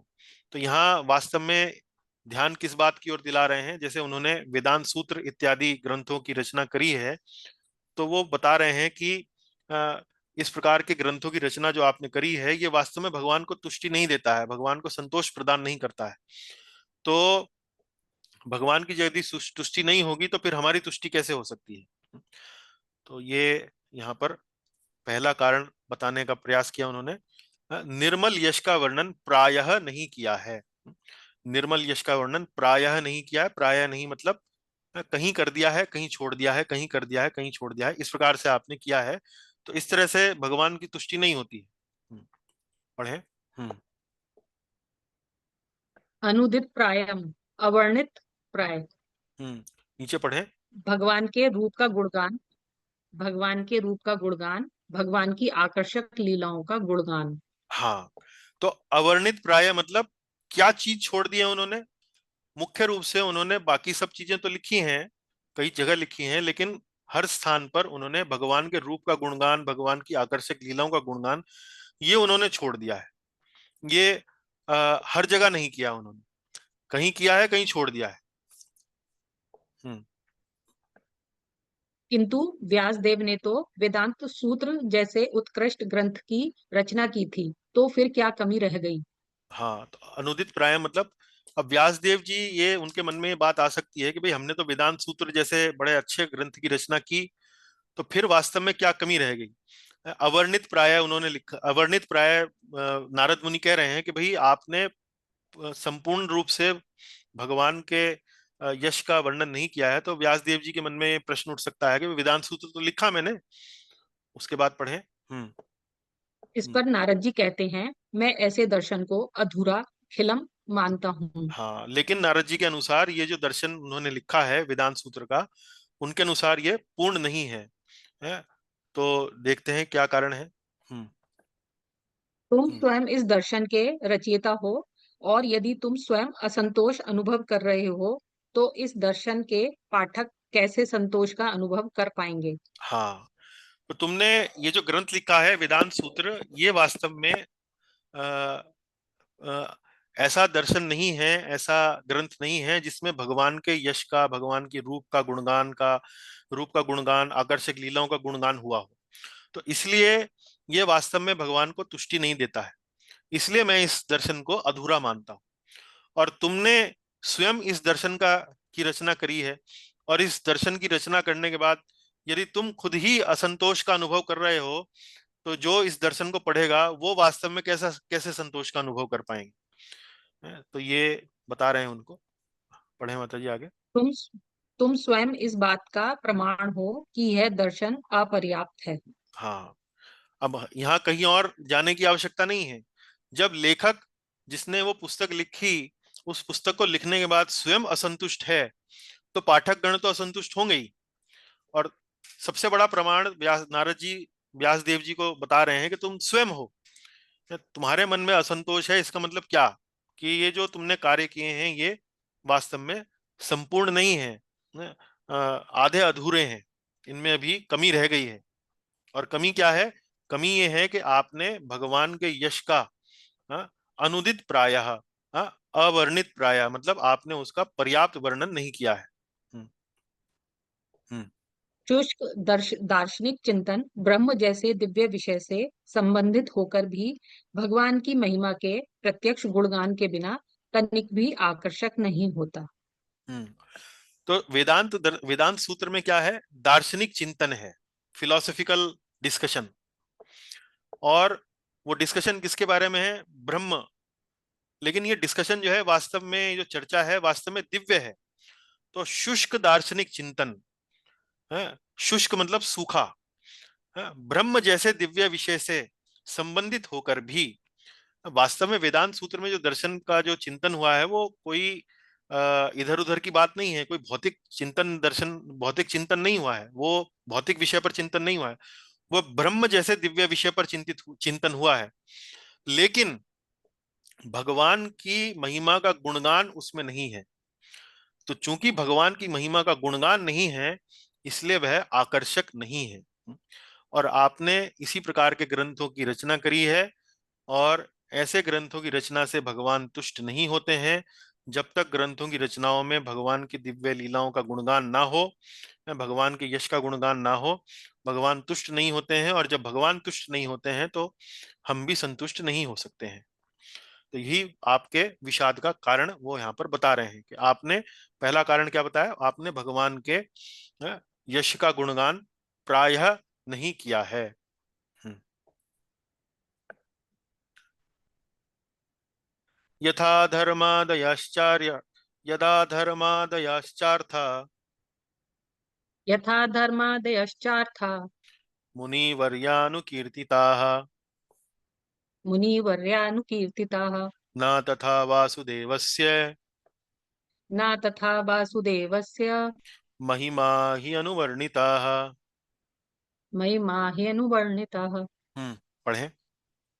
आपने जिस प्रकार धर्मादि पुरुषार्थों का वर्णन किया है।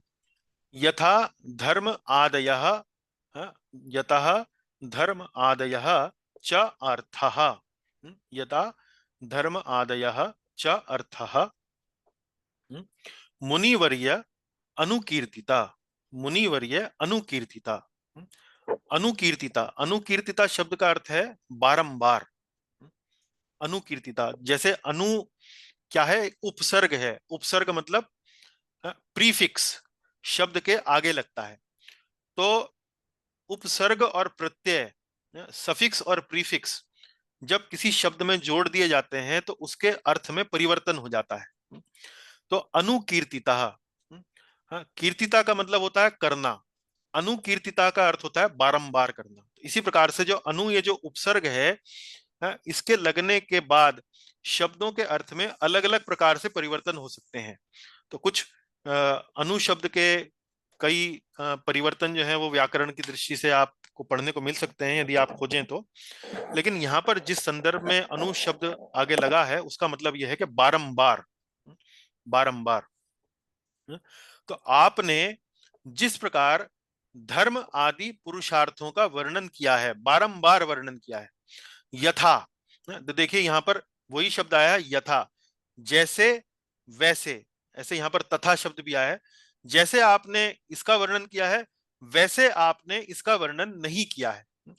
तो उन्होंने वर्णन कैसे किया है, उन्होंने किन विषयों का वर्णन बहुत बार बार किया है, उन्होंने धर्म अर्थ काम मोक्ष, इन विषयों का वर्णन बार बार किया है।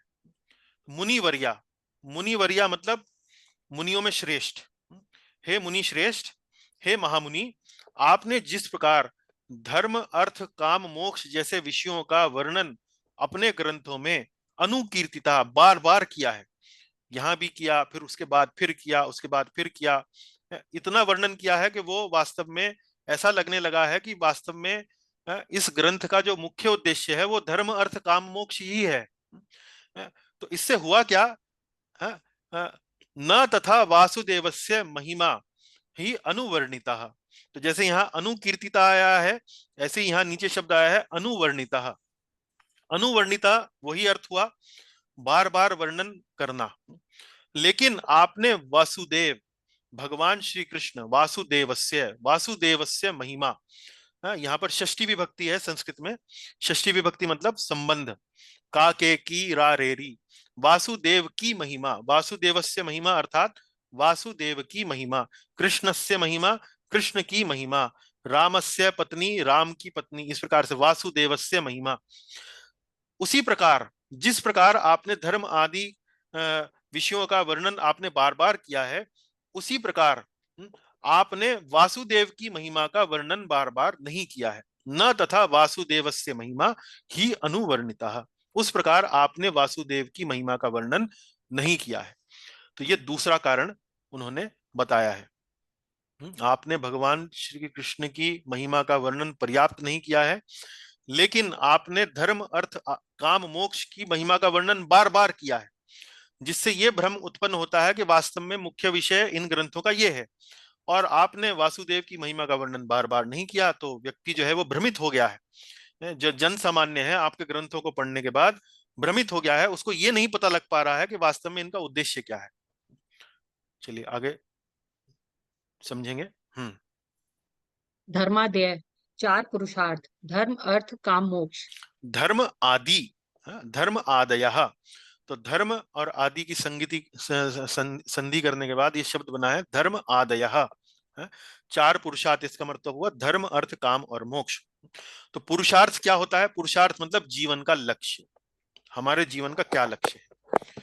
तो जब जन सामान्य व्यास देव जी के ग्रंथों को पढ़ता है तो ये सोचने लगता है कि बार बार वही बात धर्म अर्थ काम मोक्ष के बारे विषय में आ रहे हैं, तो संभवतः जीवन का लक्ष्य यही है, जीवन का लक्ष्य धार्मिकता है, जीवन का लक्ष्य अर्थ कमाना है, धन संपत्ति कमाना है, जीवन का लक्ष्य अपनी कामनाओं की पूर्ति करना है, और अंततोगत्वा मुक्ति प्राप्त करना है, मोक्ष। तो ये धर्म आदय। हाँ, पढ़ें।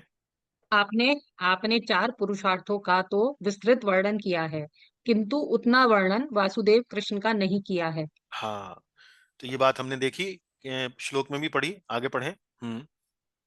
वासुदेव कृष्ण ही वास्तव में मानव पुरुषार्थ का परम लक्ष्य हैं, किंतु आपने इस तथ्य को नहीं समझाया है। हाँ, वो कहाँ उलझ गए व्यास देव जी, धर्म अर्थ काम मोक्ष में उलझ गए। लेकिन वास्तव लक्ष्य क्या है, धर्म अर्थ काम मोक्ष नहीं है, ये भी लक्ष्य है, लेकिन ये परम लक्ष्य नहीं है, ये परम लक्ष्य नहीं है। परम लक्ष्य क्या है, परम लक्ष्य है भगवान श्री कृष्ण ही वास्तव में मानव पुरुषार्थ का परम लक्ष्य है।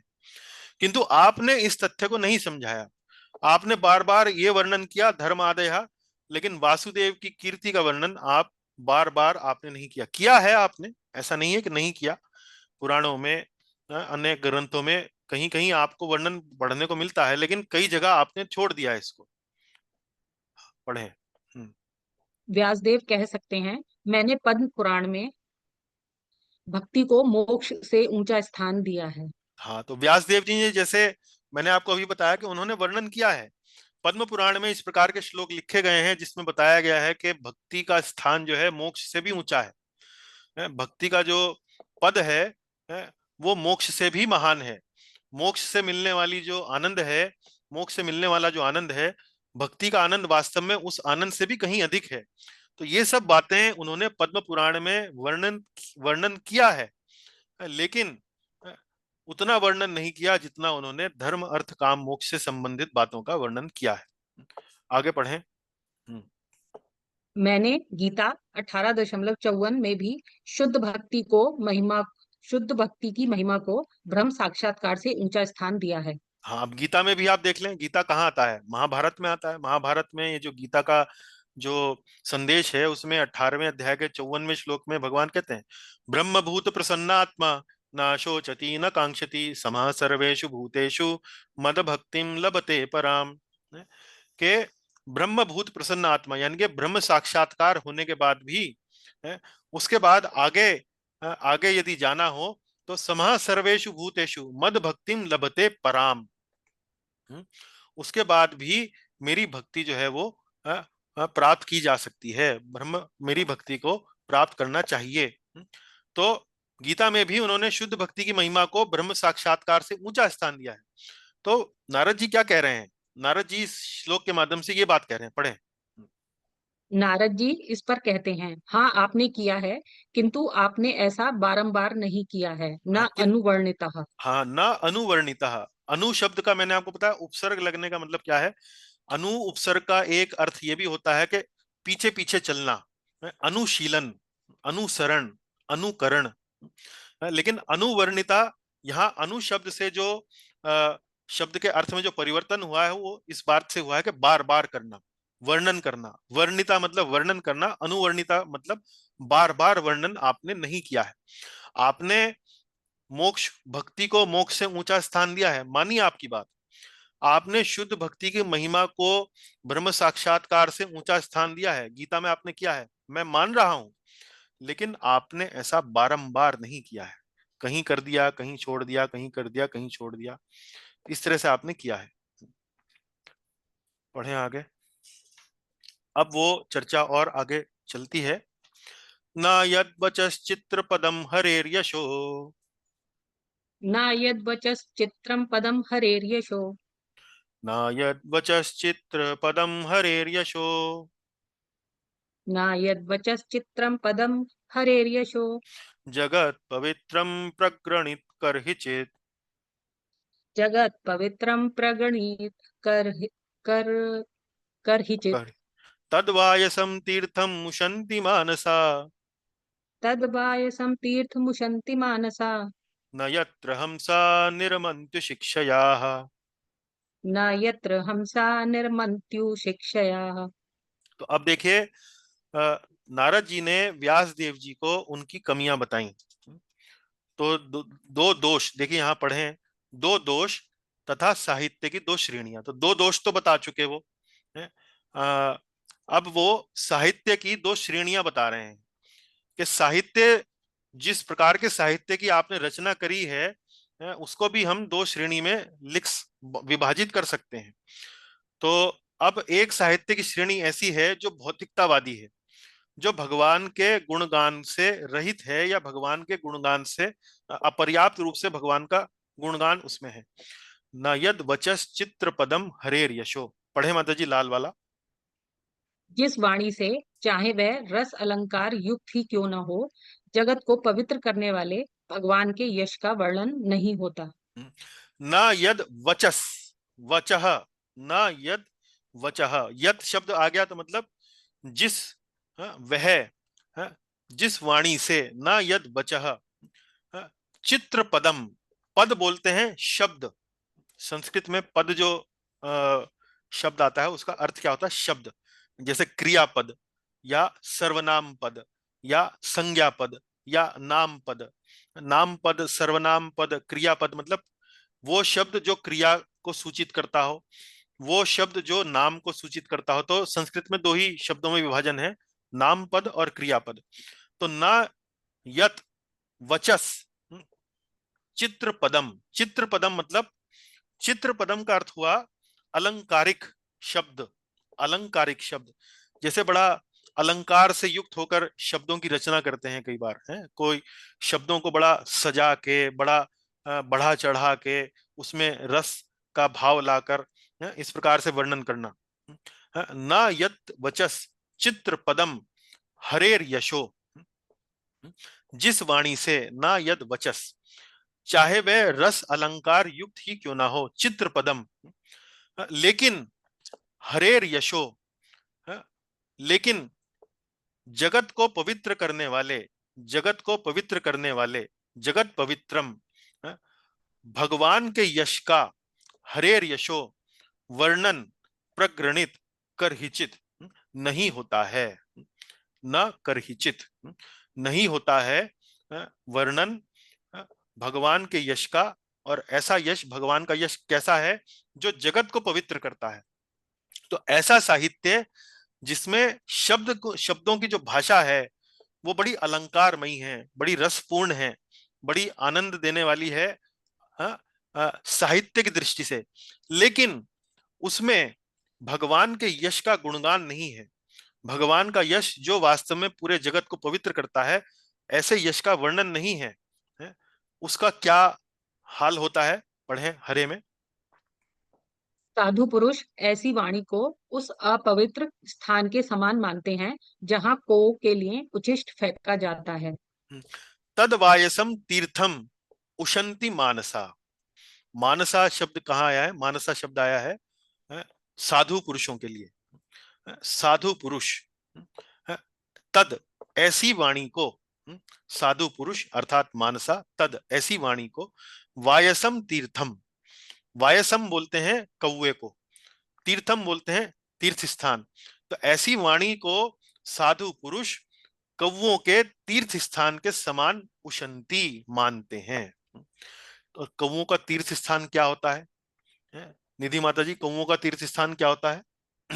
आपने कौवे देखे हैं जहां कौवों का बड़ा समूह जो है वो एकत्रित हो जाता है? तो कहाँ इकट्ठा होते हैं कौवे? जहाँ गंदगी होती है। जहां गंदगी होती है, या यूं कहिए कि ऐसी गंदगी में कोई झूठा भोजन फेंका जाता है, तो वो क्या करते हैं, ऐसी गंदे स्थान पर जाकर वो भोजन चुगते हैं। तो ऐसे स्थान को क्या कहा गया है? कौवों का तीर्थ। तो ऐसा साहित्य जो अलंकारमयी भाषा से युक्त है लेकिन भगवान के यशोगान से रहित है, ऐसे साहित्य को जो साधु पुरुष हैं वो कौवों के तीर्थ स्थान के समान मानते हैं। आगे पढ़ें नीला। दिव्य धाम के वासी परमहंस पुरुष ऐसे स्थान पर आनंद अनुभव नहीं करते।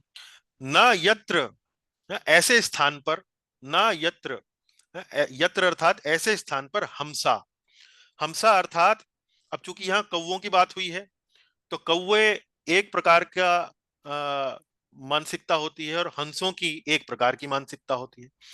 तो प्रायः कौवे कहाँ दिखाई देते हैं? प्रायः कौवे दिखाई देते हैं कूड़ा करकट का ढेर लगा हो, जहां झूठा भोजन फेंक दिया गया हो, ऐसे स्थान पर, गंदगी भरे स्थान पर कौवे मिलते हैं। लेकिन हंस कहाँ मिलते हैं? हंस मिलते हैं एक सुंदर स्वच्छ झील में तैरते हुए, जहां पर कमल के फूल उगे हुए हैं। तो ऐसे स्थान पर हंस मिलते हैं। तो दिव्य धाम के वासी निर्मन्त्य उशिक्षया, उशिक उशिक्षया, उशिक्षया जो शब्द आया है वो आया है दिव्य धाम के वासी। क्षया शब्द आता है वासी, उशिक शब्द जो आता है वो आता है दिव्य धाम, उशिक, उशिक्षया, प्लेजेंट, प्लेजेंट। उशिक शब्द आता है बड़ा आनंदमय स्थान, उशिक्षया अर्थात आनंदमय स्थान। तो आनंदमय स्थान के वासी जो हैं वो हंसों के समान हैं, वो परम पुरुष के समान हैं। वे ऐसे स्थान पर आनंद का अनुभव नहीं करते हैं। आनंद का अनुभव मतलब निर्मंत्य, निर्मंत्य, निर रमन्त्या, रमनता, रमन मतलब रमन करना, मतलब आनंद लेना। निरमन्त्या उस शिक्षया। आगे चलेंगे, थोड़ा और गहराई से समझेंगे इसका अर्थ। हम्म। हम्म। अलंकार में चित्रपदम, काव्यात्मक साहित्य भी व्यर्थ है यदि उसमें भगवान का गुणगान नहीं हुआ है। तो अलंकारमय काव्यात्मक साहित्य भी व्यर्थ है यदि उसमें भगवान का गुणगान नहीं हुआ है। आगे पढ़ें। वायसम तीर्थ, को का तीर्थ स्थान अर्थात उच्छिष्ट भोजन फेंकने का स्थान। हाँ, तो जहाँ उच्चिष्ट भोजन, उच्चिष्ट मतलब बोलते हैं झूठे को, जहाँ झूठा भोजन फेंक दिया जाता है, वहीं जाकर कौवे जो है इकट्ठा होते हैं, वहीं अपनी पार्टी करते हैं। तो उसको वायसम तीर्थम कहा गया है श्लोक में। आगे पढ़ें। निर्मंती, नी अर्थात नितराम पूर्णतया, प्लस रमंती आनंद लेना। निर्मंती शब्द जो है दो शब्दों से बना है, नितराम और रमंती। नितराम शब्द को यहाँ छोटा करके केवल नी कर दिया गया है, और रमंती, रमंती मतलब आनंद लेना। और नी शब्द का भाव क्या आ रहा है यहाँ पर, पूर्णतया, पूर्णतया आनंद लेना। तो निर्मंत्य उशिक्षया, हमसा निर्मंत्य उशिक्षया।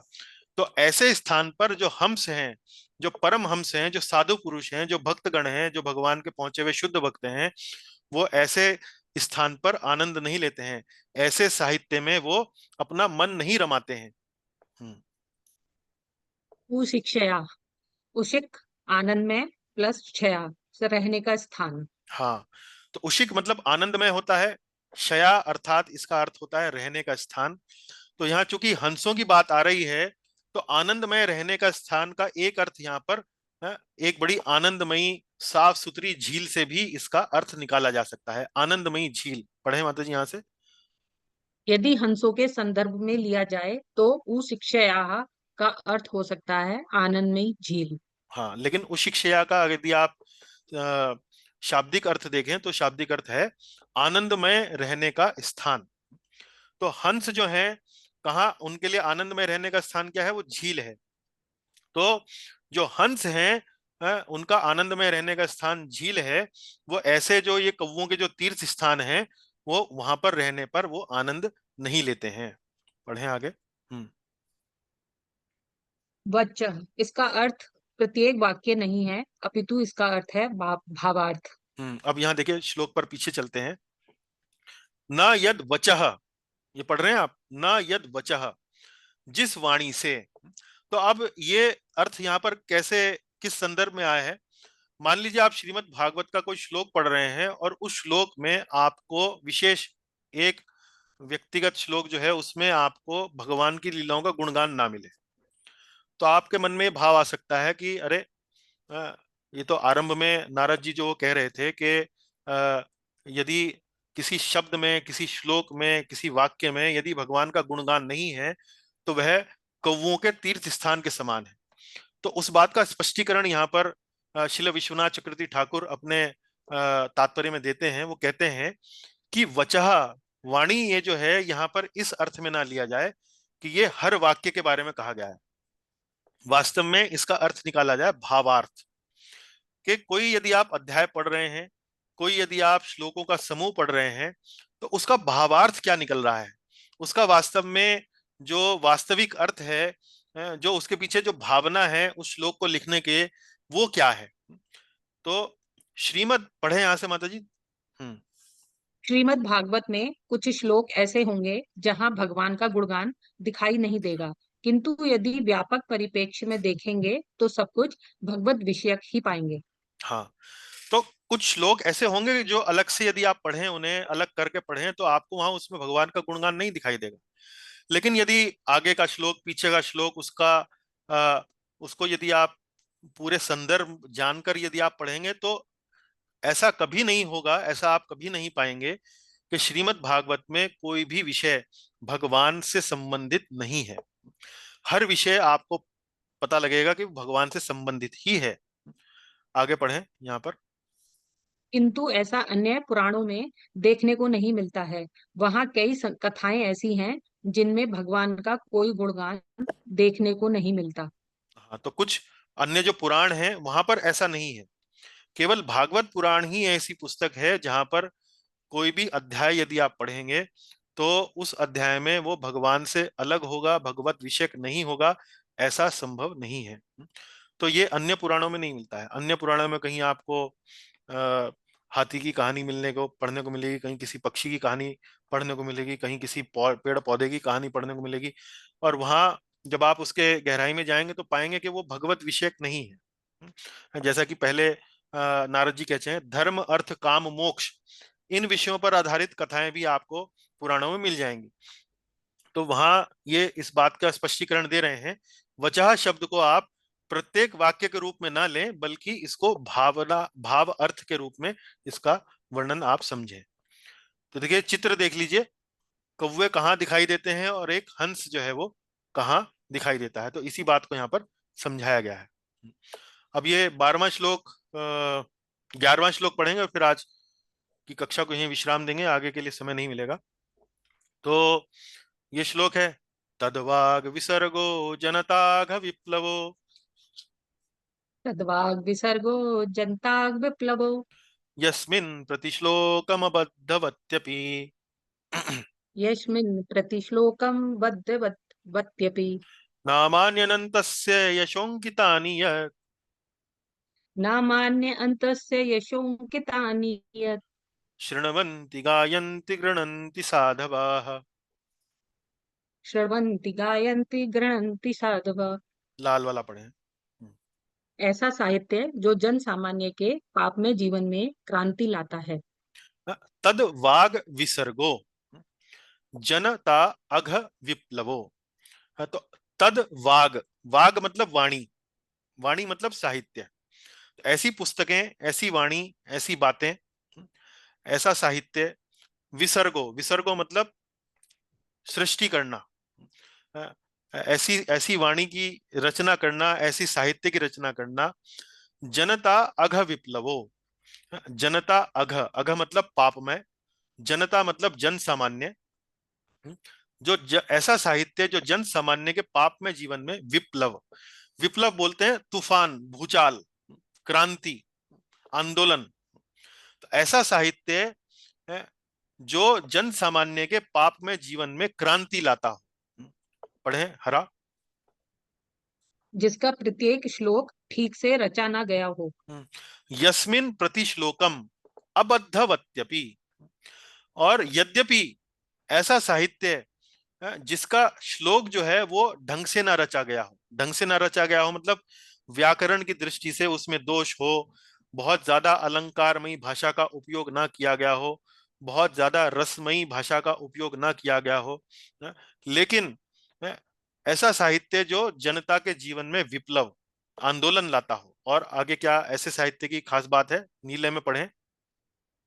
पर वह अनंत भगवान के नाम तथा यश से अंकित हो। नामानि अनंतस्य यश अंकितानि यत्। नामानी मतलब भगवान के नामों से, नामानी ये बहुवचन है संस्कृत में, नामानी जो है बहुवचन है। यश, यशो, यशाहा, ये भी बहुवचन है। भगवान के नामों से, भगवान के यशोगान से, अनंतस्य, अनंतस्य यानी कि अनंत की, जैसे मैं आपको षष्ठी विभक्ति बता रहा था संस्कृत में, अनंतस्य, अनंतस्य मतलब अनंत की, अनंत के नामों से, अनंत के यशो गुण यशगान से अंकित हो। अंकित हो मतलब जगह जगह, स्थान स्थान पर ऐसे साहित्य में है उस अनंत भगवान के नाम और यश से वो अंकित हो। जगह जगह आपको, स्थान स्थान पर आपको भगवान का नाम, भगवान का यश वो दिखाई पड़े, वो पढ़ने में आए। तो पढ़े आगे। सत्पुरुष ऐसी ही वाणी का श्रवण, गायन व कीर्तन किया करते हैं। शृण्वन्ति गायन्ति गृह्णन्ति साधवाः, साधवा मतलब साधु पुरुष, सत्पुरुष। तो सत्पुरुष ऐसे साहित्य को ही पढ़ना, ऐसे साहित्य को ही सुनना, ऐसे साहित्य को ही गायन करना, उसका कीर्तन करना, उसको चाहते हैं। ऐसे साहित्य को वो बड़ा आत्मीयता से अपनाते हैं। तो यहाँ पर पिछले श्लोक में नकारात्मक साहित्य की वर्णन था कि ऐसा साहित्य जिसकी भाषा तो अलंकारमयी है, लेकिन भगवान का नाम, यश का गुणगान उसमें नहीं है। तो ऐसा साहित्य क्या है साधुओं के लिए? कौवों का तीर्थ स्थान। और यहाँ पर ऐसा साहित्य जिसमें अलंकारमयी भाषा का उपयोग नहीं है, व्याकरण की दृष्टि से त्रुटिपूर्ण है, दोषपूर्ण है। लेकिन भगवान का नाम, यश, गुणगान जो है, स्थान स्थान पर ऐसा साहित्य है, वो यश गुणगान जो है उनका अंकित किया गया है। ऐसे साहित्य को जो साधु पुरुष हैं उसको सुनते भी हैं, उसको गाते भी हैं, उसका आनंद भी लेते हैं, दोबारा सुनते हैं, पुनः सुनते हैं और आनंदित होते हैं। तो ये साहित्य की दो श्रेणियां बताई हैं। तो ऐसा क्यों बता रहे हैं, ये सब क्यों वर्णन कर रहे हैं नारद मुनि? नारद मुनि वर्णन इसलिए कर रहे हैं क्योंकि व्यास देव जी असंतुष्ट हैं। असंतुष्ट क्यों हैं? क्योंकि उन्होंने अपने साहित्य में भगवान के नाम यश का जो गुणगान है वो प्रायः नहीं किया है, कहीं कर दिया है, लेकिन ज्यादातर अधिकतर स्थान पर उसको छोड़ दिया है। वहां पर उन्होंने कहीं उन्होंने अलग अलग अलग कथाएं, कहीं किसी पशु की कथा, कहीं किसी वृक्ष की कथा, कहीं और किसी राजनीति की कथा, उन सब से उनको लगा दिया है, लेकिन भगवान का नाम का गुणगान जो है वो प्रायः नहीं किया है। इसलिए वो असंतुष्ट हैं। इसलिए नारद मुनि व्यास देव जी को दोनों प्रकार के साहित्यों का अंतर समझा रहे हैं। ऐसा साहित्य जो भगवान के गुणगान से भरपूर है, लेकिन व्याकरण की दृष्टि से, अलंकारों की दृष्टि से पूर्ण त्रुटिपूर्ण है, दोषपूर्ण है, लेकिन ऐसा साहित्य फिर भी अच्छा है। ऐसा साहित्य फिर भी भक्तों को बहुत आनंद देता है। लेकिन दूसरा साहित्य वो तो वास्तव में कौवों के तीर्थ स्थान के समान है। चलिए आगे आगे पढ़ें। नकारात्मक पक्ष प्रस्तुत करने के बाद अब सकारात्मक पक्ष प्रस्तुत किया है। हाँ, आगे पढ़ें। तद्वाग विसर्गो, ऐसे शब्दों व कथाओं का सृजन। विसर्ग शब्द जो है वो सृजन शब्द से मिलता है, उसकी रचना करना। वाग मतलब वाणी। ऐसे शब्दों और कथाओं का सृजन करना ना, ये मतलब है यहाँ पर। जैसे इस श्लोक शुरू होता है, तदवाग विसर्गो जनताग विप्लव। और ऐसा कथाएं, ऐसी कथाएं जो जनता के जीवन में विप्लव लाती हैं, आंदोलन लाती हैं। अबद्धवती। जिसमें व्याकरण, अलंकारों के प्रयोग इत्यादि की दृष्टि से त्रुटियां हों। हाँ तो यस्मिन प्रतिश्लोकम अबद्धवत्यपि, अबद्धवती। अबद्धवती मतलब उसका जो उसका जो संकलन हुआ है, उसकी जो रचना जो लिखी गई है वो अबद्ध है। अब मतलब उसमें त्रुटियां हैं व्याकरण की, अलंकार के प्रयोगों की दृष्टिकोण से। हाँ। अंतस्य नामानि यशा अंकितानि, अनंत भगवान के नामों तथा यशगान से भरा हो। हाँ, अंकितानी मतलब भरा हो, अंकित किया गया हो, हर जगह अंकित किया गया हो। अनंतस्य नामानि यशः। अनंतस्य मैंने आपको बताया षष्ठी विभक्ति। षष्ठी विभक्ति मतलब संबंध। अनंत की, अनंत का मतलब भगवान, तो अनंत भगवान के नामों की और यश से भरा हो। अनंतस्य नामानि यशः अंकितानि। पढ़ें। ऐसे साहित्य को भक्तगण न केवल सुनते हैं, परंतु उसका गायन भी करते हैं, तथा उसका गायन करने के बाद फिर सुनते हैं, क्योंकि उनका हृदय भरता नहीं है। शृण्वन्ति गायन्ति गृणन्ति साधवा। साधवा मतलब भक्तगण ऐसे साहित्य को श्रवणंती, सुनते हैं, फिर उसका गायन भी करते हैं। और इतना करने के बाद भी उनका मन नहीं भरता है तो पुनः उसको फिर सुनते हैं। गृणंती साधवा। आगे पढ़ें। इस प्रकार का साहित्य जन सामान्य के जीवन में क्रांतिकारी परिवर्तन ला सकता है, क्योंकि यह भगवान की दिव्य नामों की शक्ति से ओतप्रोत होता है। हाँ, तो यही बात वो कह रहे हैं, तदवाग विसर्गो जनताग विप्लवो। तो ये जो साहित्य है कोई सामान्य साहित्य नहीं है। भगवान का नाम, भगवान के गुण, भगवान की लीलाएं कोई सामान्य शब्द नहीं है। ये शब्द आध्यात्मिक शक्तियों से ओतप्रोत रहते हैं। इन शब्दों में आध्यात्मिक शक्ति निहित होती है। नाम नाम अकारी बहुधा निज सर्वशक्ति ही। भगवान कहते हैं कि मैंने अपने नामों में अपनी शक्तियां निवेशित करती हैं। तो हमें भले ही इसका अनुभव ना हो, हमें भले ही इसकी जानकारी ना हो, लेकिन जब भी हम भगवान का नाम लेते हैं, भले ही भूल से लें, भले ही जानकारी ना होते हुए भी लें, तो भी वह नाम जो है हमारी चेतना पर आध्यात्मिक प्रभाव छोड़ता है। तो यही बात को यहाँ कह रहे हैं कि ऐसा साहित्य जन सामान्य के जीवन में क्रांतिकारी परिवर्तन ला सकता है, क्योंकि यह भगवान के दिव्य नामों की शक्ति से ओतप्रोत होता है। तो सामान्य ग्राम्य कथा सुनने की बजाय, इधर उधर की कथाएं सुनने की बजाय, यदि हम अपनी ऊर्जा भगवान से संबंधित साहित्य, भगवान से संबंधित कथाओं को सुनने में लगाते हैं तो उसका परिणाम बिल्कुल अलग होता है। वो हमारे जीवन में क्रांतिकारी परिवर्तन ला सकता है, हमारे जीवन को बहुत सुंदर बना सकता है। तो यही सब चर्चा आज हम कर रहे हैं। और क्यों कर रहे हैं? क्योंकि नारद मुनि श्रील व्यास देव जी के असंतोष का कारण बताते हुए उन्हें समझा रहे हैं कि तुमने अपने रचनाओं में भगवान की कथाओं का गुणगान जो है प्रायः नहीं किया है, हर स्थान पर नहीं किया है, कहीं कहीं आप उस संबंध को भूल गए हैं अपनी कथाओं में, तो इसी कारण से आप असंतुष्ट हैं। उसी को वो बार बार अलग अलग प्रकार से समझा रहे हैं। तो इसी से हम कथा को यहीं समाप्त देंगे। 12वां 13वां 14वां अगली कक्षा में उस पर चर्चा आगे बढ़ाएंगे। बहुत बहुत धन्यवाद, आपने बड़े ध्यान से सुना। निधि माता जी का विशेष धन्यवाद, उन्होंने पूरा पाठ किया धन्यवाद। मेरे साथ साथ। चलिए, कोई प्रश्न हो तो पूछ सकते हैं। धन्यवाद। हरे कृष्णा। शिला प्रभुपाद जी की जय। शिला विश्वनाथ चक्रवर्ती ठाकुर प्रभुपाद जी की जय। शिला श्रीधर स्वामी प्रभुपाद जी की जय। आप सभी भक्तगणों की जय। भगवान श्री कृष्ण की जय जी। श्रीमद् भागवत महापुराण की जय। पूछें आप प्रश्न, आपका कोई यदि है तो।